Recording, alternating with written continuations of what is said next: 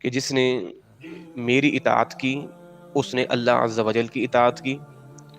اور جس نے میری نافرمانی کی اس نے اللہ کی نافرمانی کی، اور جس نے امیر کی اطاعت کی اس نے میری اطاعت کی، اور جس نے امیر کی نافرمانی کی اس نے میری نافرمانی کی۔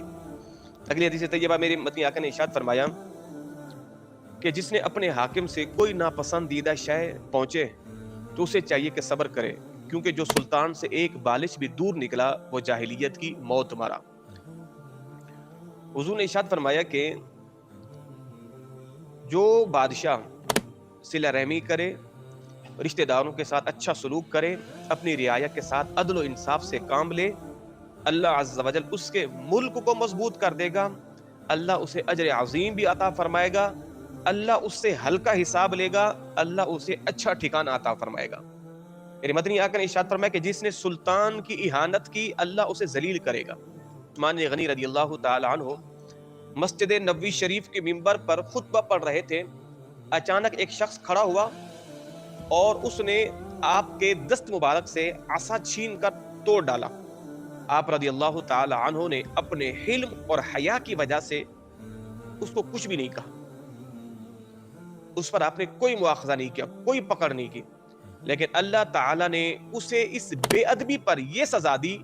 کہ اس کے ہاتھ میں کینسر کا مرض ہوا اور 1 سال کے اندر ہی وہ انتقال کر گیا، 1 سال میں ہی مر گیا۔ تو آپ کے حلم نے اور آپ کی حیا نے بیچ میں آڑے آ گئی اور آپ نے کچھ بھی نہیں کہا، تو گویا کہ آپ نے اس کا معاملہ اللہ کے سپرد کر دیا۔ تو اگر کوئی بندہ کسی کو یوں چھوڑ دے میں اس کو کچھ نہیں کہتا، اس کا معاملہ اللہ کے سپرد کرتا ہوں، تو پھر واللہ عزیز ذو انتقام، اللہ پھر بہترین انتقام لینے والا بھی ہے۔ میرے مدنی آقا صلی اللہ تعالی علیہ وسلم ارشاد فرمایا، اے ابو ذر میں تمہیں کمزور دیکھتا ہوں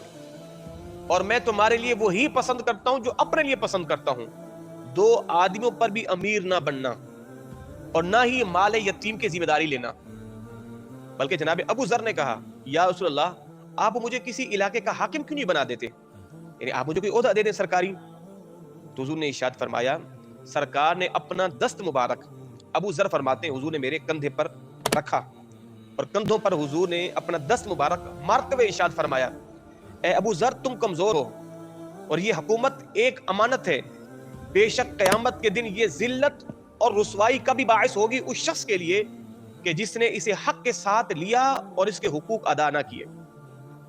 اور میں کہ یہ حکومت ایک امانت ہے،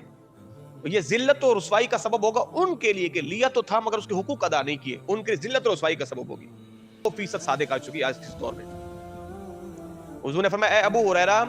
ان قریب تم لوگ حکمرانی کی ہرس کرو گے اور یہ قیامت کے دن باعث ندامت ہوگی۔ آج آپ دیکھ لیں یہ وہ ان قریب والا زمانہ آ ہی گیا ہے کہ ان قریب تم حکمرانی کی ہرس کرو گے۔ آج آپ دیکھ لیں 5 سال تک بلوں میں گھسے ہوئے یہ ایم این اے، ایم پی اے، وزراء الیکشن کے دنوں میں کیسے نکل کے آتے اپنے بلوں سے۔ مجھے بڑی حیرت ہوتی ہے کہ ان لوگوں کے اندر یہ خدمت خلق کا جذبہ جاگتا کیسے ہے،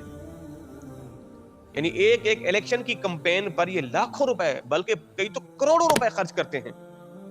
اندازہ لگاؤ جو اپنی جیب سے کروڑوں روپے الیکشن کی کمپین میں خرچ کر رہا ہے اس کی مت ماری گئی ہے، وہ کی پاگل کا بچہ ہے کہ آنے کے بعد پھر وہ سارے فنڈ تم پر لگائے گا۔ اس نے اس 1 کروڑ کو سود سمیت ڈبل ٹرپل وصول کرنا ہے اور پھر اس نے جا کے اپنی بل میں گھس جانا ہے۔ تو ہماری قوم بڑی بے وقوف ہوتی ہے کہ ان نااہل لوگوں کا انتخاب کر کے اپنے آپ کو ذلت اور رسوائی کے گڑھے میں ڈال دیتی ہے۔ تو ہمیں کہ ان قریب ایسے لوگ آئیں گے جو حکمرانی کی ہرس کریں گے۔ آج آپ دیکھیں کئی دفعہ ایک گھر میں ایک ماں کے کئی بیٹے ہوں تو ایک دوسری پارٹی میں، دوسرا دوسری میں، ایک اس میں ہے، جبکہ اندرون خانہ سب ایک ہیں۔ ان کا مشن کیا ہوتا ہے، اگر میں نہیں گیا حکومت میں تو تو چلا جائے گا، تیرے صدقے ہم بھی کھاتے رہیں گے، اگر تو نہیں گیا تو میں چلا جاؤں گا، میرے صدقے پورا گھر کھاتا رہنا۔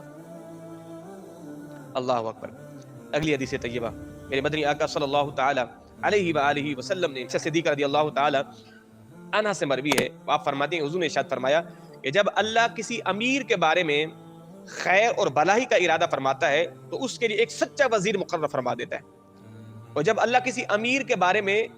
خیر کا ارادہ نہیں فرماتا تو اللہ اس کے لیے ایک ایسا وزیر، ایک ایسا مشیر مقرر فرما دیتا ہے کہ جو اسے بری باتوں کا حکم دیتا ہے۔ اسے گندے گندے مشورے دیتا ہے، اسے تباہی والے مشورے دیتا ہے. فرمایا کہ رب جس کے ساتھ بھلائی کا ارادہ کرتا ہے تو اللہ اسے اچھے مشیر دیتا ہے، اور رب جس کے ساتھ بھلائی کا ارادہ نہیں کرتا تو اللہ اسے ان وزیروں مشیروں کے درمیان جکڑ دیتا ہے کہ جو اسے تباہی کے گھڑے میں لا کر پھینک دیتے ہیں. آخری حدیث طیبہ جناب موسیٰ اشعری رضی اللہ تعالی عنہ سے مروی ہے، فرماتے کہ میرے 2 چچا زاد بھائی حضور کی بارگاہ میں حاضر ہوئے. میرے 2 چچا زاد بھائی حضور کی بارگاہ میں حاضر ہوئے تو ان میں سے ایک نے عرض کی، یا رسول اللہ، جن علاقوں کی حکومت اللہ نے آپ کو سونپی ہے ان میں سے کسی پر آپ ہمیں بھی امیر مقرر کر دیجئے.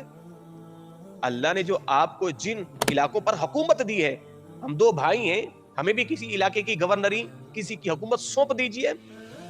اللہ اکبر. دوسرے نے بھی اسی طرح کہا. تو میرے مدنی آقا نے ارشاد فرمایا، اللہ عز و جل کی قسم،